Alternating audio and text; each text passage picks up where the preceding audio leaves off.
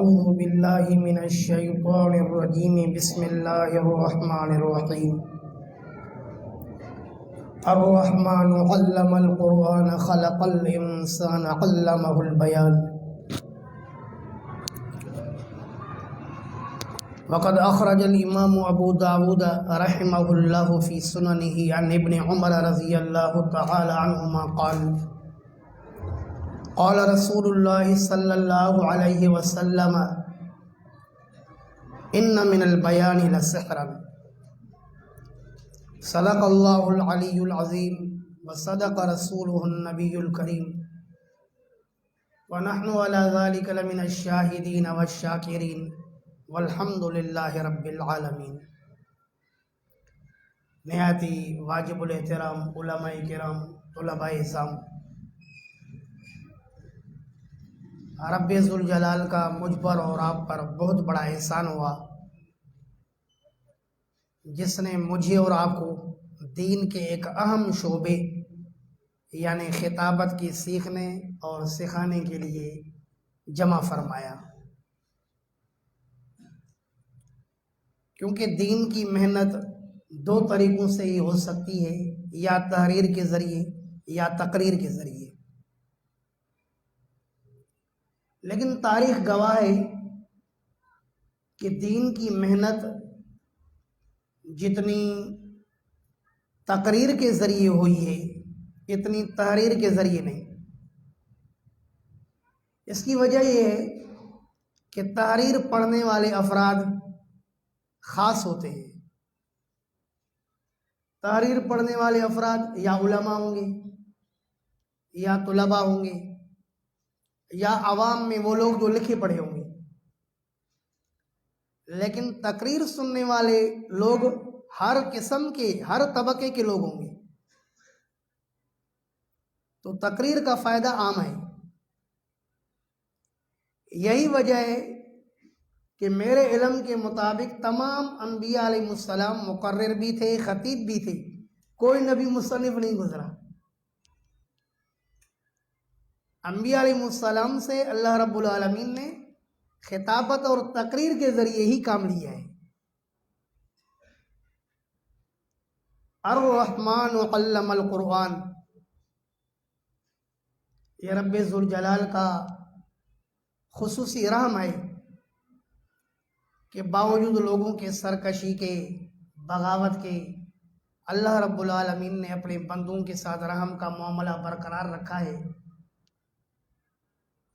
اور اپنے بندوں کے لیے اپنے عظیم کتاب یعنی قرآن کریم کے تعلیم کا سلسلہ برقرار رکھا، اور انسان کو عدم سے وجود دے کر علمہ البیان، اس کو بیان سکھایا۔ تو قرآن کریم کی اس آیت سے معلوم ہوتا ہے کہ ہر انسان میں رب ذوالجلال نے بیان کی صلاحیت پیدا فرمائی ہے۔ فطرتاً ہر شخص خطیب ہے، مبین ہے، جیسے کہ صحیحین کی روایت میں ہے، نبی اکرم صلی اللہ علیہ وسلم نے فرمایا کل مولود یولد علی فطرت الاسلام، کہ ہر بچہ فطرت اسلام پر پیدا ہوتا ہے، لیکن پھر اس کے والدین، اس کا ماحول اس کو فطرت سے پھیر دیتا ہے، وہ اسلام چھوڑ کے یہودیت پر آ جاتا ہے، نصرانیت پر آ جاتا ہے۔ تو ہر انسان فطرتاً خطیب ہی ہے، مبین ہے، اللہ نے اس کو بیان کی صلاحیت عطا فرمائی ہے۔ یہ علیحدہ بات ہے کہ وہ احساس کمتری کا شکار ہو کر کے اپنی فطرت سے دور ہو جاتا ہے۔ آپ نے دیکھا ہوگا بہت سارے علماء کرام، آپ اپنے اپنے مدارس پر نظر ڈالیں، ایک ہی ادارے کے اندر کم و بیش 50 علماء کرام ہوتے ہیں، اور وہ چوٹی کے مدرسین ہوتے ہیں، لیکن ان میں واعظ و نصیحت کرنے والے، خطابت کرنے والے بہت ہی مختصر افراد ہوتے ہیں۔ ایسے ہے یا نہیں؟ اگر آپ ان کو خطابت کی دعوت دیں گے تو گھبراتے ہیں، ایسا سے کمتری کا شکار ہے کہ ہم سے بیان نہیں ہوتا۔ حضرت مولانا اشرف علی تھانوی رحمہ اللہ اپنے دور میں علماء طلباء سے فرمایا کرتے تھے کہ طلباء کو چاہیے کہ جو مضامین پڑھتے ہیں بس کھڑے ہو کر کے اپنے ساتھیوں کے سامنے انہی مضامین کی پر تقریر کریں۔ علماء کرام جو کتابیں پڑھاتے ہیں، مثلا ایک مشکات کا استاد ہے تو اس کو چاہیے کہ وہیں سے بیان کرے۔ اگر یاد سے بیان نہیں ہوتا تو شروع میں دیکھ کر کے بیان کرے، کوشش کرے، محنت کرے۔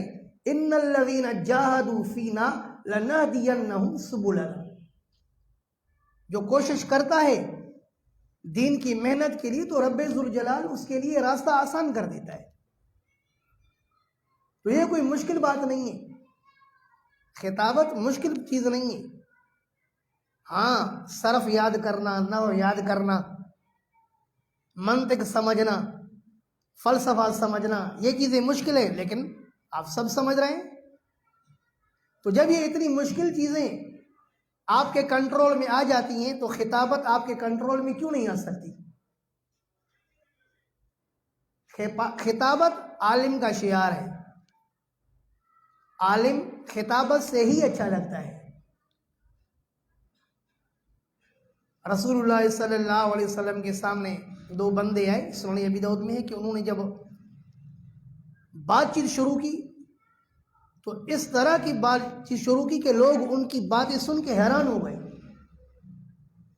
حضرت صلی اللہ علیہ وسلم نے فرمایا ان من البیان لسحرا، بیان اس طرح ہوتا ہے کہ کچھ بیان باقاعدہ جادو والا کام کرتے ہیں کہ انسان کا عقل حیران کر دیتے ہیں۔ ہلکی سی بات اگر آپ خطیبوں سے سنو گے، وہ ہلکی سی بات اتنی مؤثر کر کے بیان کرتے ہیں کہ آدمی دنگ رہ جاتا ہے۔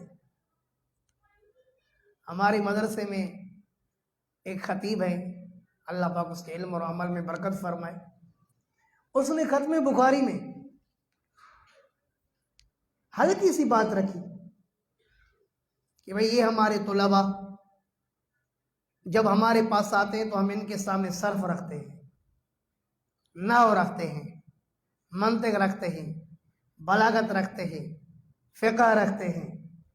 ان باتوں کو، حالانکہ یہ باتیں ہم سب کو آ رہی ہیں، لیکن ایسے انداز میں اس نے بیان کیا کہ میرے جیسے آدمی کے ذہن کو ایسا اس نے اپنے قبضے میں لے لیا کہ میں اس کی طرف دیکھ کر کے حیران ہو رہا تھا کہ ماشاءاللہ کتنے اچھے انداز میں بیان کرتے جا رہے ہیں۔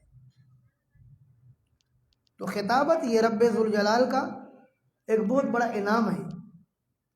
اس کے حاصل کرنے کے لیے آپ یہاں پہنچے اور ان منتظمین نے آپ کو بلایا۔ اللہ پاک آپ کے آنے کو اور ان منتظمین کے بلانے کو اپنی بارگاہ میں قبول فرمائے، اور اللہ سے دعا ہے کہ جس مقصد کے لیے ہم اور آپ یہاں جمع ہوئے اس مقصد میں اللہ پاک ہم سب کو کامیابی عطا فرمائے۔ آج کی اس مجلس میں انشاءاللہ العزیز میں مختصراً 10 چیزیں عرض کرنے کی کوشش کروں گا کہ خطیب کو خطابت کے لیے چند اوصاف کی ضرورت ہے۔ ان اوصاف میں سے پہلی وصف خطیب کے لیے وہ اخلاص نیت ہے۔ انما الاعمال بالنیات، ہر عمل کے اندر اخلاص نیت ضروری ہے۔ تو تقریر سے مقصود اپنے رب کو خوش کرنا ہو۔ مخلوق کو اگر آپ خوش کریں گے تو مخلوق آپ کو کیا دے گی؟ زیادہ سے زیادہ آج کل کے زمانے میں 5000 روپے انعام دے گی۔ قرآن کہتے ہیں ثواب اللہ خیر۔ لوگ آپ کو دنیا کا جتنا بھی بدلہ دیں، وہ بدلہ رب ذوالجلال کے ثواب کے سامنے کچھ بھی نہیں ہے۔ تو رب ذوالجلال کے پاس جو آپ کے لیے اجر و ثواب رکھا ہوا ہے، دنیا کی کوئی بھی دولت، کوئی بھی جائیداد، کوئی بھی مال اور ملکیت، کوئی بھی ساز و سامان اس ثواب کا مقابلہ نہیں کر سکتا۔ تو مقرر کی سب سے پہلے نیت صحیح ہونی چاہیے کہ میں جو بات کر رہا ہوں میرا رب مجھ سے سن رہا ہے، کاش کہ میرا رب میری بات سن کر کے مجھ سے راضی ہو جائے، یہ نیت رکھنی ہے۔ حضرت شاہ اسماعیل شہید رحمہ اللہ کے متعلق میں نے اپنے بزرگوں سے سنا ہے کہ حضرت شاہ اسماعیل شہید رحمہ اللہ کا کسی جگہ بیان تھا، حضرت وہاں پر بیان کے لیے تشریف لائے، بیان ہو گیا، بیان کے بعد ایک شخص آیا، عرض کرنے لگا کہ حضرت میں نے سنا تھا کہ آپ کا یہاں پر بیان ہے، میں اپنے علاقے کو چھوڑ کر کے اور یہاں جیسے ہی پہنچا تو آپ کا بیان ختم ہو گیا، مجھے بڑا افسوس ہو رہا ہے کہ آپ کا بیان مجھ سے فوت ہو گیا۔ تو حضرت شاہ اسماعیل شہید رحمہ اللہ نے فرمایا بیٹھو میں آپ کو بیان سناتا ہوں۔ اب من و ان جو بیان مجمع کے سامنے کیا، بعین ہی وہی بیان اس ایک بندے کے سامنے کیا۔ کہنے والوں نے کہا کہ حضرت اتنی تکلیف کی کیا ضرورت تھی، اپنے بیان کا خلاصہ ہی اس کو سنا دیتے۔ شاہ اسماعیل شہید رحمہ اللہ نے فرمایا کہ میں فرق کیوں کروں، میں مجمع کا اور ایک فرد کا فرق کیوں کروں، جو میں نے مجمع کے سامنے واز کیا وہ بھی ایک کے لیے اور ایک کے سامنے کیا وہ بھی ایک کے لیے، تو جب میرا واز ہے ایک کے لیے تو میں فرق کیوں کروں، جو اجر و ثواب مجھے مجمع کے سامنے ملا ہے وہ اجر و ثواب مجھے یہاں ایک بندے کے سامنے ملے گا، میں اپنے آپ کو ثواب سے کیوں محروم کروں۔ اس کو کہتے ہیں اخلاص نیت، کہ مقصود اللہ کی رضا ہے تو پھر اس تقریر کا ایک اثر ہوتا ہے۔ دوسری چیز ہے عمل، کہ خطیب کے لیے ضروری ہے کہ جو بات کرنے جا رہا ہے تو اس پر پہلے خود عمل کرے۔ لم تقولون ما لا تفعلون، میں نے اپنے شیخ حضرت الاستاذ حضرت مولانا مفتی محمد زرولی خان صاحب رحمہ اللہ رحمۃ واسعہ سے واقعہ سنا تھا۔ حضرت فرماتے تھے کہ حضرت مولانا محمد قاسم نانوتوی رحمہ اللہ کے دور میں ہندوستان میں یہ رسم تھی کہ جب کسی عورت کا شوہر مر جاتا تھا تو اس کے دوسرے نکاح کو معیوب سمجھا جاتا تھا، اس لیے خواتین دوبارہ نکاح نہیں کرتی تھی۔ حضرت مولانا محمد قاسم نانوتوی رحمہ اللہ نے چاہا کہ کاش کہ اس رسم کو ختم کروں۔ جمعرات ہے، ارادہ کیا کہ کل مجھے اس رسم کے خلاف واز کرنا ہے۔ تو حضرت نے دیکھا کہ اس کی ایک بہن تھی، وہ بھی بیوہ ہو چکی تھی۔ حضرت سمجھ گئے کہ اگر کل میں واز کروں گا تو میرے واز کا کوئی اثر نہیں ہوگا، سب سے پہلے اس رسم کو خود توڑوں گا تو لوگ توڑیں گے۔ جا کر کے اپنی بہن سے گزارش کی کہ کل میں اس رسم کو توڑنے پر واز کرنا چاہتا ہوں، لیکن مجھے پتا ہے جب تک میں خود عمل نہیں کروں گا، اپنے گھر والوں کو جب تک عمل نہیں کراؤں گا تب تک دوسرے نہیں کریں گے، میں چاہتا ہوں کہ میں آپ کا نکاح کر دوں۔ اس کی بہن نے کہا کوئی مسئلہ نہیں، اگر آپ کہتے تو ٹھیک ہے۔ راتوں رات ایک قابلی طالب علم کے ساتھ اپنی بہن کا نکاح کروایا۔ اگلے دن جب حضرت مولانا محمد قاسم نانوتوی رحمہ اللہ نے جمعے میں واز فرمایا تو سویں نکاح پڑھا دیے۔ تو معلوم ہوا کہ جب خطیب کا خود عمل ہوتا ہے تو پھر دوسرے لوگ سننے والے بھی اس کی بات کو سن کر کے اس پر عمل کرتے ہیں۔ علم نام عمل کا ہے، حقیقی علم ہے ہی وہ جس پر عمل ہو۔ حضرت امام بزار رحمہ اللہ جس کا انتقال 292 ہجری میں ہوا ہے، حضرت اپنی کتاب مسند البزار میں حضرت صلی اللہ علیہ وسلم کی حدیث نقل کرتے ہیں۔ رسول اللہ صلی اللہ علیہ وسلم نے فرمایا بندے کے قدم تب تک اپنی جگہ سے نہیں ہٹیں گے یہاں تک کہ اس سے 4 چیزوں کے بارے میں پوچھا جائے۔ جو چوتھی چیز ہے فرمایا عن علم ماذا عمل فیہ، علم کے بارے میں پوچھا جائے گا کہ تو نے علم کے مطابق کتنا عمل کیا۔ حضرت امام سلیمان بن احمد الطبرانی رحمہ اللہ، جس کا انتقال 360 ہجری میں ہوا ہے، حضرت اپنی کتاب المعجم الکبیر میں حضرت صلی اللہ علیہ وسلم کا ارشاد نقل کرتے ہیں، مثل العالم الذی یعلم الناس الخیر، اللہ کے رسول نے فرمایا کہ وہ عالم جو لوگوں کو خیر سکھاتا ہے اور خود عمل نہیں کرتا، اس کی مثال کا مثل السراج یضیء للناس ویحرق نفسہ، اللہ کے رسول نے فرمایا اس عالم کی مثال اس چراغ کی طرح ہے جو لوگوں کو تو روشنی دیتا ہے لیکن خود جلتا جاتا ہے، لوگوں کو تو فائدہ پہنچا رہا ہے لیکن خود اپنا نقصان کرتا جا رہا ہے۔ حضرت علامہ خطیب بغدادی رحمہ اللہ امت کے بہت بڑے محدث گزرے ہیں، 463 ہجری میں اس کا انتقال ہوا ہے۔ یہ اپنی کتاب الجامع لاخلاق الراوی میں حضرت امام احمد بن حنبل رحمہ اللہ کا قول نقل کرتے ہیں کہ امام احمد بن حنبل رحمہ اللہ نے فرمایا، ما کتبت حدیثا عن النبی صلی اللہ علیہ وسلم الا قد عملت به، حضرت فرماتے ہیں میں نے نبی اکرم صلی اللہ علیہ وسلم کی جتنی بھی حدیثیں لکھی ہیں سب سے پہلے میں نے ان حدیثوں پر عمل کیا ہے، یہاں تک کہ جب یہ حدیث میرے سامنے آئی اور میں نے لکھنے کا ارادہ کیا کہ نبی اکرم صلی اللہ علیہ وسلم نے ابو طیبہ سے پچھنے لگوائے اور اس کو 1 دینار اجرت میں دیا، امام احمد بن حنبل رحمہ اللہ فرماتے ہیں کہ اس حدیث کے لکھنے سے پہلے میں نے پچھنے لگانے والے کو بلایا، اس نے مجھے پچھنے لگائے اور میں نے اس کو 1 دینار دیا، اس کے بعد حدیث لکھی۔ کسی نے کہا حضرت یہ تو ہم علم ہی علم حصول کر رہے ہیں، عمل کب ہوگا؟ حضرت نے فرمایا کہ ہمارا علم اور عمل ساتھ ساتھ ہوتا ہے۔ تو عالم کے لیے ضروری ہے، خطیب کے لیے ضروری ہے کہ اس کا اپنے علم کے مطابق عمل ہو۔ تیسری چیز ہے درد دل، خیر خواہی، کہ جب خطیب کو واعظ کرنا ہو تو درد دل سے کرے،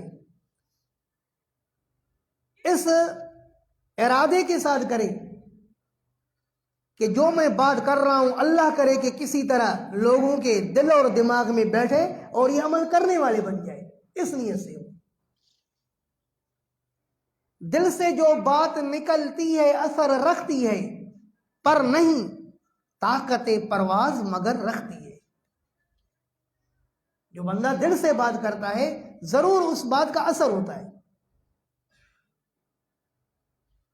سامعین کی خیر خواہی مطلوب ہو نا، کہ یہ جو سامعین میرے سامنے اپنے اپنے علاقوں کو چھوڑ کر کے اور کرائے برداشت کر کے میرے پاس پہنچے ہیں، کہ ان کو کسی طرح اللہ فائدہ عطا فرما، میری بات سے ان کو نفع عطا فرما۔ جب اس نیت کے ساتھ بات ہوگی تو انشاءاللہ العزیز اس بات کا ضرور اثر ہوگا۔ اور چوتھی چیز ہے حسن الفاظ،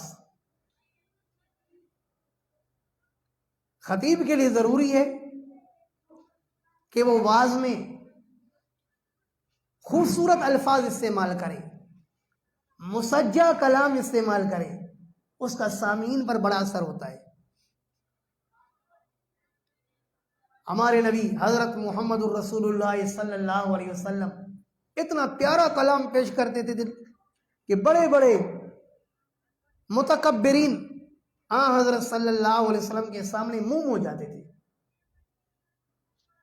صحیح مسلم میں واقعہ ہے کہ زماد کے نام سے ایک شخص تھا، یہ پاگلوں کو دم کرتا تھا۔ جب یہ مکہ مکرمہ میں آیا تو لوگوں نے کہا کہ یہاں پر ہمارے علاقے کے اندر ایک شخص ہے محمد کے نام سے، بولو صلی اللہ علیہ وسلم، الیاذ باللہ وہ پاگل ہو گیا ہے اور اس کے قریب نہیں جانا، جو اس کے قریب جاتا ہے اس کو بھی پاگل بنا دیتا ہے۔ زماد نے کہا کہ نہیں میں تو بہت سارے لوگوں کا علاج کر چکا ہوں، اس کا بھی علاج کر کے چھوڑوں گا۔ چنانچہ نبی اکرم صلی اللہ علیہ وسلم کی خدمت میں آئے، عرض کرتا ہے کہ آپ کو کیا پریشانی ہے؟ تو سید عالم صلی اللہ علیہ وسلم نے فرمایا پریشانی کس چیز کی؟ میری صرف یہ دعوت ہے، ان الحمد للہ نحمدہ ونستعینہ ونستغفرہ ونؤمن بہ ونتوکل علیہ. اس پیارا کلام، جامع اور معنی، اللہ کی توحید اور حمد پر مشتمل کلام. جب ضماد نے حضرت صلی اللہ علیہ وسلم سے یہ جملہ سنا، عرض کرتا ہے یہ کلام مجھے دوبارہ سنائیے. حضرت صلی اللہ علیہ وسلم نے دوبارہ سنایا. کہتا ہے اللہ کے رسول مجھے تیسری دفعہ سنائیے. نبی اکرم صلی اللہ علیہ وسلم نے جب تیسری دفعہ یہ کلمات پڑھی، ضماد کہتا ہے سمعت قول الکہنۃ وقول السحرۃ وقول الشعراء فما سمعت مثل کلامک. اے محمد، میں نے بڑے بڑے کاہنوں کا قول سنا، بڑے بڑے جادوگروں کا قول سنا، اور بڑے بڑے شعراء کا کلام سنا، لیکن جو مزہ اور جو چاشنی مجھے آپ کے کلام میں آئی، ایسا مزہ اور چاشنی کسی کے کلام میں نہیں. یہ تھا خوبصورت کلام. وَقُلْ لَهُمْ فِي أَنفُسِهِمْ قَوْلًا بَلِيغًا. اللہ پاک نے فرمایا میرے حبیب لوگوں کے سامنے بات کریں، دعوت رکھیں، لیکن ایسی بات رکھیں کہ دل تک پہنچنے والی ہو، مؤثر بات کریں، دل سے لگنے والی بات ہو. آپ علیہ السلام کا اتنا پیارا کلام، افشوا السلام وَأَطْعِمُوا الطَّعَامَ وَصَلُّوا بِاللَّيْلِ وَالنَّاسُ نِيَامٌ تَدْخُلُوا الْجَنَّةَ بِالسَّلَامِ. سلام کو عام کرو، کھانا کھلاؤ، اور راتوں کو اٹھ کے تہجد پڑھو. تدخلوا الجنۃ بالسلام، سلامتی کے ساتھ جنت میں داخل ہو جاؤ. کتنا پیارا کلام. اطعموا الطعام افشوا السلام واطعموا الطعام وصلوا باللیل والناس نیام تدخلوا الجنۃ بالسلام. اور صلوا خمسکم وصوموا شہرکم وادوا زکاۃ اموالکم تدخلوا جنۃ ربکم. کتنا پیارا کلام ہے. صلوا خمسکم، 5 نمازیں پڑھو، وصوموا شہرکم، رمضان کے روزے رکھو، ادوا زکاۃ اموالکم، اپنے مالوں کی زکات ادا کرو، تدخلوا جنت ربکم، اپنے رب کے جنت میں داخل ہو جاؤ. کتنا پیارا کلام. یا ابا عمیر ما فعل النغیر. کتنا پیارا کلام ہے، ہم وزن کلام. یہ جو مقفع اور مسجع کلام ہوتا ہے نا، یہ بڑا مؤثر ہوتا ہے. کاش کہ اللہ رب العالمین ہم سب کے اندر ایسی صلاحیت پیدا فرمائے. تو الفاظ کو خوبصورت الفاظ لانا، اور اس کے ساتھ ساتھ صحیح الفاظ لانا. عموماً ہوتا اس طرح ہے کہ کراچی کے اندر تو ہم سب گویا کہ اجمیوں کی طرح ہیں. ہماری مادری زبان زیادہ تر افراد کی غیر اردو ہوتی ہے. کوئی پٹھان ہے، کوئی سندھی ہے، کوئی ہندکو والا ہے، کوئی مختلف قوموں سے تعلق رکھنے والے ہیں. اکثر کی زبان اردو زبان مادری زبان نہیں ہوتی. تو ظاہر ہے پھر ایسے خطیب سے غلطیاں بہت ہوتی ہیں. تو میرے جیسے اور آپ جیسے لوگوں کو اردو پر بھی محنت کرنی پڑے گی کہ ہم اردو الفاظ بولتے وقت غلطیاں نہ کریں. اور اردو غلطی سے بچنے کے لیے یہ جو اردو میں مضمون نویسوں کے مضامین آتے ہیں، رسالے آتے ہیں، اگر ان کا ہم مطالعہ کریں گے تو انشاءاللہ اس سے ہماری اردو صحیح ہو جائے گی. تو ایک تو خوبصورت الفاظ پیش کیے جائیں اور صحیح الفاظ پیش کیے جائیں. 5ویں چیز ہے حسن مواد. خوبصورت مواد پیش کیا جائے. خوبصورت مواد پیش کرنے کا کیا مطلب؟ ظاہر ہے اللہ الذی نزل احسن الحدیث، اللہ رب العالمین نے جو اپنا کلام نازل فرمایا ہے اس سے بڑھ کر کوئی خوبصورت کلام نہیں ہے. احسن الحدیث قرآن، تمام باتوں میں خوبصورت سے خوبصورت بات ہے.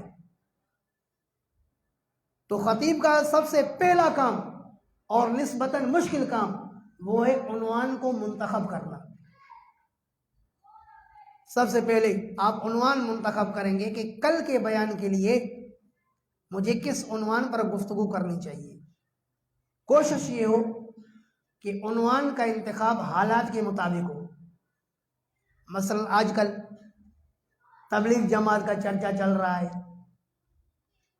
سعودیہ والوں نے تبلیغ جماعت والوں کی مخالفت کی.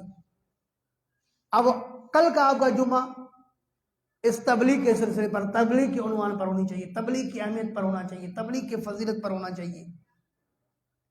یہ تو میں نے مثال پیش کی. ہر وقت یہ معلومات ہونی چاہیے کہ ملک میں کیا چل رہا ہے. وہ خطیب کامیاب رہتا ہے جس کے عنوان کا انتخاب حالات کے مطابق ہو.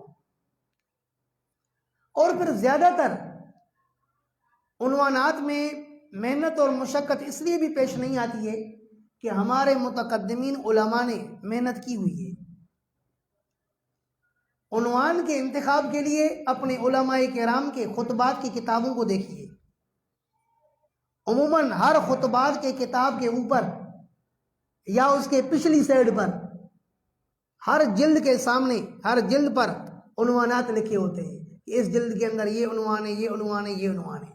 آپ ایک کتاب پر سرسری نظر ڈالیں گے تو انشاءاللہ العزیز عنوان کے متعین کرنے میں آسانی ہو جائے گی. جب آپ نے عنوان کو منتخب کر دیا تو اب عنوان کو خوبصورت بنانے کے لیے ضرورت ہے کہ خوبصورت مواد ہو، اور خوبصورت مواد جس سے میں نے عرض کیا قرآن سے بڑھ کر کچھ بھی نہیں ہے. تو سب سے پہلے اس عنوان کے مطابق قرآنی آیات تلاش کریں. اور قرآنی آیات کے تلاش کرنے کی ایک صورت یہ بھی ہے کہ آپ حافظ قرآن ہیں، غور و فکر کریں. دوسری صورت یہ بھی ہے کہ اگر آپ حافظ قرآن نہیں ہیں تو ایک کتاب ہے الموجم المفارس لالفاظ القرآن الکریم، ایک ہی جلد میں ایک موٹی کتاب ہے جس میں الفابیٹ کے حساب سے آپ دیکھو گے. مثلا با کے ساتھ آپ کو کوئی لفظ مطلوب ہے جس کے شروع میں با ہے یا تا ہے یا سا ہے، اس حساب سے آپ اس کتاب میں دیکھیں گے تو با کے حساب سے جتنے بھی الفاظ قرآن مجید میں ہوں گے وہ سارے آپ کے سامنے آ جائیں گے. جو آیت آپ تلاش کرنا چاہتے ہیں اس کے اندر کوئی ایسا لفظ ہے جس کے شروع میں تا ہے تو الفابیٹ کے حساب سے آپ اس کتاب میں دیکھیں گے اوپر سے عنوان دیا ہوگا تا کا، تو اس تا کے ساتھ جتنے الفاظ ہوں گے وہ سارے آپ کے سامنے آ جائیں گے اور وہ سرخ قلم کے ساتھ ہوں گے. بالکل واضح آپ کو اندازہ ہو جائے گا کہ یہ آیت کریمہ میری مطلوب ہے. تو سب سے پہلے قرآنی آیات پر غور کریں، عنوان کے مطابق قرآنی آیات لائیں. قرآنی آیات کے بعد پھر آپ رجوع کریں احادیث کی طرف. احادیث ہمارے شیخ استاد ظفر علی خان صاحب رحمہ اللہ رحمۃ واسعہ فرمایا کرتے تھے کہ سیاستہ عالم کو اس طرح مستحضر ہونی چاہیے جیسے کہ قرآن کریم مستحضر ہے. سیاستہ کے علاوہ کتابوں پر غور کریں، جیسے مسند امام احمد بن حنبل، مسند البزار، مسند الشامیین، اسی طرح مسانی تو بہت ساری ہیں لیکن میں ان کے نام لے رہا ہوں جن سے واضح و نصیحت کا مواد ملتا ہے. اسی طرح علامہ منذری کی کتاب الترغیب و ترہیب احادیث پر مشتمل ہے، واضح و نصیحت کی احادیث پر. تو قرآن کریم کے بعد رجوع کرنا ہوگا احادیث کی طرف. ایک ہی عنوان پر آپ نے چند آیتیں بھی دیکھ لی، چند حدیثیں بھی دیکھ لی، تو اب کوشش ہو کہ اسی عنوان کے مطابق پھر واقعات کی کتابیں دیکھیں. واقعات کی بھی بہت ساری عربی میں اردو میں کتابیں موجود ہیں. مثلا اگر آپ عربی کتابوں کی معلومات کرنا چاہیں تو الرسالۃ القشیریہ کے نام سے کتاب ہے، الرسالۃ القشیریہ، علامہ عبد الکریم القشیری رحمہ اللہ. اس کا انتقال 465 ہجری میں ہوا ہے.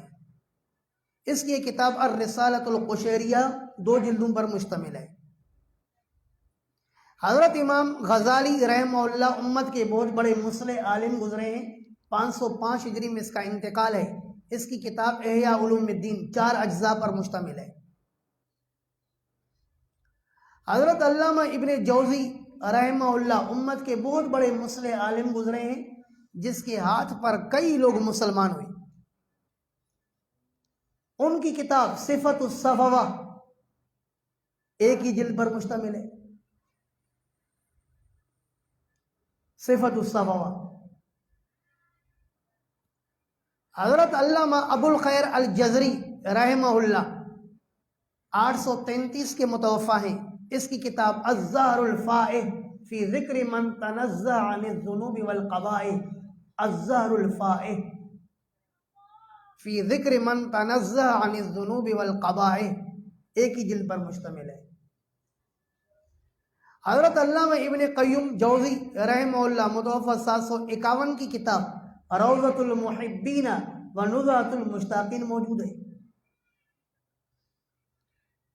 حضرت علامہ یافعی رحمہ اللہ کی کتاب روض الریاحین موجود ہے، ایک ہی جلد پر مشتمل ہے۔ حضرت علامہ عبد الرحمن الصفوری رحمہ اللہ 894 کے متوفی ہیں، اس کی کتاب نزہۃ المجالس کے نام سے ایک ہی جلد پر موجود ہے۔ تو یہ واقعات کی کتابیں ہیں، قرآن اور حدیث کے بعد اسی عنوان کے مطابق کوئی نہ کوئی واقعہ ضرور دیکھیں۔ 5 قرآن کی آیتیں ہو گئی، 5 حدیثیں ہو گئی، 2-3 واقعات ہو گئے، انشاءاللہ وہ آپ کا بیان بڑا مؤثر رہے گا۔ اور آج کل باقاعدہ اشعار پر بھی کتابیں لکھی گئی ہیں، خطابت کے اشعار، اس نام سے بھی کتاب ہے۔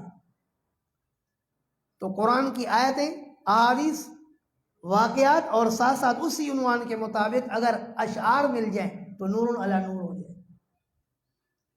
اور عنوان کا انتخاب جیسے میں نے عرض کیا ان خطبات کے کتابوں سے بھی ہو سکتا ہے۔ اس کے علاوہ ایک اور کتاب ہے جو بلاد عرب کے علماء نے جمع کی ہے، ایک کمیٹی کے تحت کتاب جمع ہوئی ہے، نظرۃ النعیم کے نام سے، النظرۃ النعیم، یہ 12 جلدوں پر مشتمل ہے۔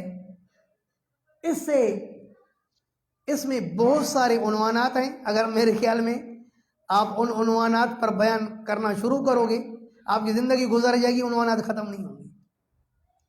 اور ہر عنوان پر قرآنی آیات ہیں، احادیث ہیں، اس کے اندر واقعات نہیں ہیں، صرف قرآن کی آیتیں اور حدیثیں، کیونکہ علماء عرب جو ہے نا وہ صرف قرآن اور حدیث پر توجہ دیتے ہیں، باقی تیسری چیز کو نہیں دیکھتے ہیں۔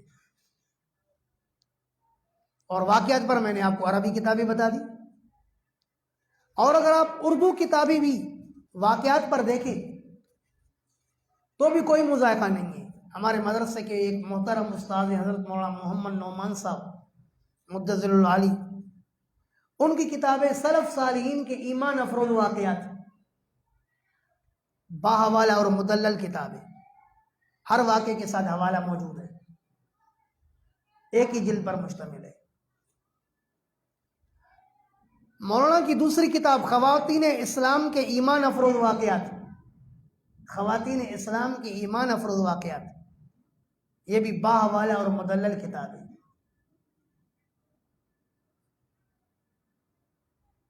اسی طرح احادیث کے واقعات پر مشتمل ایک کتاب ہے، حضرت صلی اللہ علیہ وسلم کے بیان فرمودہ سبق آموز واقعات، طلعت عفیفی مصنف، جس میں صرف حدیث کے واقعات، اور حدیث کے واقعات پر ایک اور کتاب مشتمل ہے، احادیث سے منتخب 60 دلچسپ واقعات، محمد بن حامد۔ اسی طرح حضرت تھانوی رحمہ اللہ کے پسندیدہ واقعات، یہ بھی ایک ہی جلد پر مشتمل کتاب ہے۔ اور یہ جو حضرت مولانا مفتی شفیع صاحب رحمہ اللہ کی تفسیر ہے معارف القرآن کے نام سے، تو اس میں جتنی بھی قرآن کے، حدیث کے یا اور کتابوں کے واقعات آئے ہیں نا، تو ایک عالم دین مولانا خالد محمود صاحب نے کیا کیا کہ ان 8 جلدوں میں جتنی بھی واقعات ہیں ان تمام واقعات کو علیحدہ کر کے ایک جلد میں جمع کیا ہے۔ تو اس کتاب کا نام ہے قصص معارف القرآن۔ معارف القرآن کے اندر جتنے واقعات ہوں گے وہ تمام واقعات آپ کو اسی کتاب کے اندر ملیں گے۔ کتنی سہولت کر دی ہے ہمارے لیے۔ اسی طرح پیر ذوالفقار صاحب کہ خطبات فقیر کے علاوہ ایک اور کتاب ہے اہل دل کے تڑپا دینے والے واقعات. یہ کتاب 4 جلدوں پر مشتمل ہے. تو اس میں بھی بہت سارے واقعات ہیں. اسی طرح ایک کتاب مکافات عمل کے نام سے ڈاکٹر عبد الغنی فاروقی، مکافات عمل، بڑی بہترین کتاب ہے واقعات کے حوالے سے، اچھے اچھے واقعات ملیں گے. اسی طرح ایک کتاب دعاؤں کے قبولیت کے سنہرے واقعات، عبد المالک مجاہد کے نام سے اس کا مصنف ہے. میرے سامنے اردو واقعات پر 30 کتابیں میرے سامنے ہیں، لیکن میں نے آپ کو صرف 10 کتابیں بتائی ہیں جو عام ہیں. اگر یہ 10 کتابیں آپ اپنے پاس رکھنے والے بن گئے اور مطالعہ کرنے والے بن گئے تو انشاءاللہ العزیز آپ کی تقریر زبردست خوبصورت بن جائے گی. باقی اشعار کا جہاں تک تعلق ہے تو میں نے ایک کتاب میرے سامنے گزری ہے، اشعار خطابت، مکتبوں میں عام ہے. اگر ان کو بھی اپنے ساتھ ملائیں گے تو انشاءاللہ نور علی نور. اچھا، چھٹی چیز ہے مواد پیش کرنے کا طریقہ. مثلا چاہے درس قرآن دیتے ہیں آپ، چاہے درس حدیث دیتے ہیں، یا چاہے آپ عام بیان کرتے ہیں، اگر بجائے ایک عنوان اختیار کرنے کے آپ ایک ہی مجلس کے اندر چند عنوانات بیان کریں تو اس میں نسبتاً زیادہ فائدہ ہوتا ہے. جیسے میں نے آپ کے سامنے کہا کہ بھئی آج میں آپ حضرات کے سامنے اس مجلس میں 10 باتیں عرض کروں گا، تو آپ بھی انتظار میں ہوں گے نا کہ وہ 10 باتیں کب کر رہے ہیں مولوی صاحب. جب میں نمبر گنوا رہا ہوں تو آپ ان کو لکھتے جا رہے ہیں. اس کی ایک اہمیت ہے نا. تو آپ جب بھی کوئی عنوان اختیار کریں تو اس عنوان کو آپ کچھ باتوں پر مشتمل کریں. آپ نے دیکھا ہوگا کہ ہمارے دینی مدارس کے اندر بھی کچھ اساتذہ کرام تو آ کر ہی سبق شروع کر دیتے ہیں، اور کچھ اساتذہ کرام باقاعدہ جو ان کو سبق پڑھانا ہوتا ہے اس کو چند باتوں پر تقسیم کرتے ہیں. کہتے ہیں کہ اس سبق کے اندر، آج کے سبق کے اندر مثلا 5 باتیں ہیں، پہلی بات یہ ہے، دوسری یہ ہے، تیسری یہ ہے، چوتھی یہ ہے، 5ویں یہ. تو اس سے طلباء کو سمجھنے میں زیادہ آسانی ہوتی ہے. یہی حال عوام کا ہے کہ اگر عوام کے سامنے بھی جب آپ درس قرآن دیتے ہیں تو بھی آپ یہ رخ اختیار کریں. مثلا آپ نے قرآن شروع کیا، الف لام میم ذالک الکتاب لا ریب فیہ ھدی للمتقین الذین یؤمنون بالغیب ویقیمون الصلاۃ ومما رزقناہم ينفقون والذین یؤمنون بما انزل الیک الی آخرہ. آپ کیا کہیں گے کہ بھئی میں نے قرآن کریم سورہ بقرہ میں سے ابتدائی جتنی آیاتیں آپ پڑھتے ہیں، میں نے اتنی آیات آپ حضرات کے سامنے تلاوت کی ہیں. ان آیات کے اندر رب ذوالجلال نے اپنے متقی اور پرہیزگار بندوں کی 4 اوصاف کو بیان فرمایا. نمبر 1 الذین یؤمنون بالغیب، کہ یہ لوگ غیب پر ایمان رکھتے ہیں. ایمان کی 2 صورتیں، تھوڑی تشریح کرو گے مختصر. ایمان کی 2 صورتیں، ایک ایمان بالمشاہدہ ہوتا ہے اور دوسرا ایمان بالغیب ہوتا ہے. انبیاء کا ایمان بالمشاہدہ بھی ہوتا ہے، بالغیب بھی ہوتا ہے، اور امت کا ایمان صرف بالغیب ہوتا ہے. نبی علیہ السلام نے اپنے رب کو دیکھا، نبی علیہ السلام نے جنت کو دیکھا، جہنم کو دیکھا، جبرائیل کو دیکھا، دیگر فرشتوں کو دیکھا. یہ مشاہدہ ہے، اور ہمارا ایمان صرف بالغیب ہے. تو ایمان بالغیب کی کچھ تشریح ہو گئی.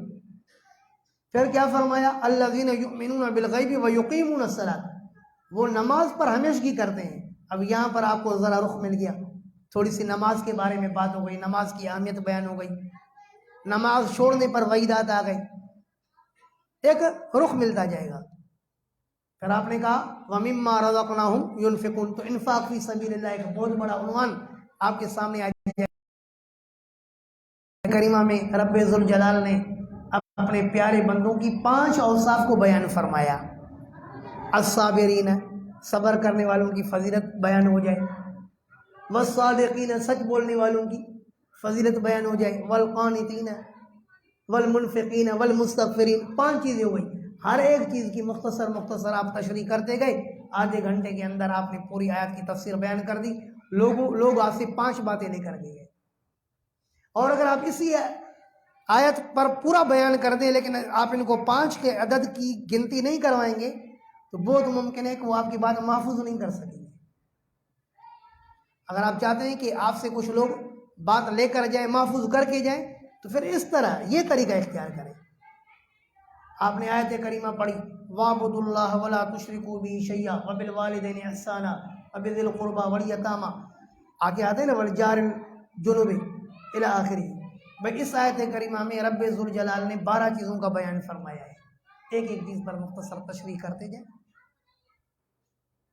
آپ درس حدیث دے رہے ہیں، کوشش کریں ہر ایسی حدیث جس میں 4-5 باتوں کا بیان ہو،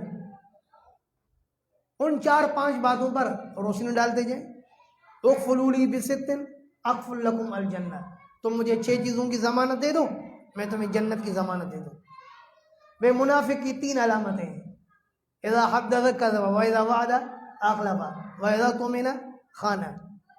تو آپ ان تینوں چیزوں کی وضاحت کریں گے، آپ کے 20 منٹ ہو جائیں گے۔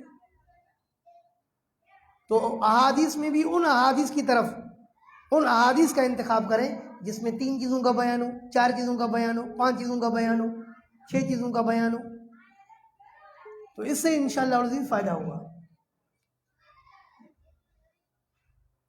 اور 7ویں چیز ہے تقویت مواد، کہ آپ جو مواد پیش کر رہے ہیں کوشش کریں کہ آپ امت کے سامنے صحیح بات پیش کریں، غلط اور موضوع روایات سے اجتناب کریں۔ آج کل خطیبوں کو دیکھا جاتا ہے کہ وہ صرف سنی سنائی پر چلتے ہیں بغیر اپنی تحقیق کی۔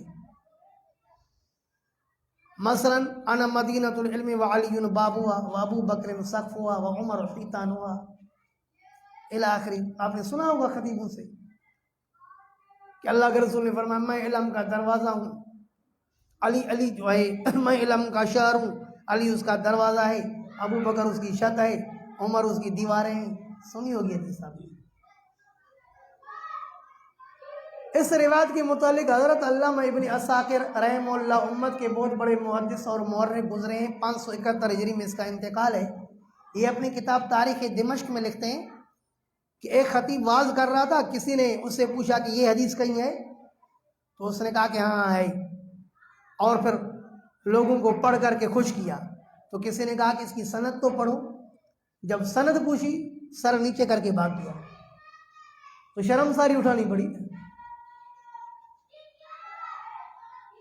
آج کل آپ نے سنا ہوگا خطیبوں سے، بھائی نبی اکرم صلی اللہ علیہ وسلم معراج پر تشریف لے گئے، اللہ پاک نے فرمایا کہ اے نبی آپ کو جوتے نہیں اتارنے ہیں، عرش آپ کے جوتوں سے برکت حاصل کرنا چاہتا ہے۔ سنا ہے نہیں سنا ہے؟ حالانکہ یہ وہ روایت ہے جس کو مولوی احمد رضا خان بریلوی نے اپنی کتاب احکام شریعت میں کہا ہے کہ جھوٹی روایت ہے۔ یہ وہ روایت ہے جس کے بارے میں حضرت علامہ عبداللہ لکھنوی اپنی کتاب الآثار المرفوعہ فی الاحادیث الموضوعہ میں فرماتے ہیں قبح اللہ واضعہ، اللہ پاک اس کے بنانے والے کا منہ کالا کرے۔ آپ نے خطیبوں سے سنا ہوگا کہ نبی اکرم صلی اللہ علیہ وسلم معراج پر تشریف لے گئے، اللہ نے فرمایا کہ آپ نے میرے لیے کیا لایا ہے؟ تو نبی علیہ السلام نے فرمایا کہ میں آپ کے لیے نیاز لایا ہوں۔ وہ کیا؟ التحیات للہ والصلوات والطیبات۔ سنا یا نہیں سنا ہے؟ تو اللہ نے فرمایا السلام علیکہ ایھا النبی۔ اب خطیبوں نے اس بات کو مشہور کر دیا، کبھی یہ زحمت نہیں تھی کہ یہ بات لکھی ہوئی کہاں ہے۔ تو جان لو کہ ابو اللہ سمرقندی رحمہ اللہ امت کے ایک عالم گزرے ہیں، 373 ہجری میں اس کا انتقال ہوا ہے۔ اس نے اس روایت کو اپنی کتاب تنبیہ الغافلین میں لایا ہے۔ تنبیہ الغافلین مشہور کتاب ہے، لیکن بغیر سند کے لایا ہے۔ آج تک کسی عالم کو اس کی سند معلوم نہیں ہے۔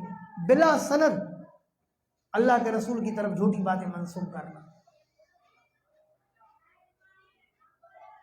اور ایک خطیب نے کہا کہ جب نبی علیہ السلام کی وفات ہوئی نا، سب سے پہلے نبی علیہ السلام کا جنازہ رب العالمین نے پڑھا.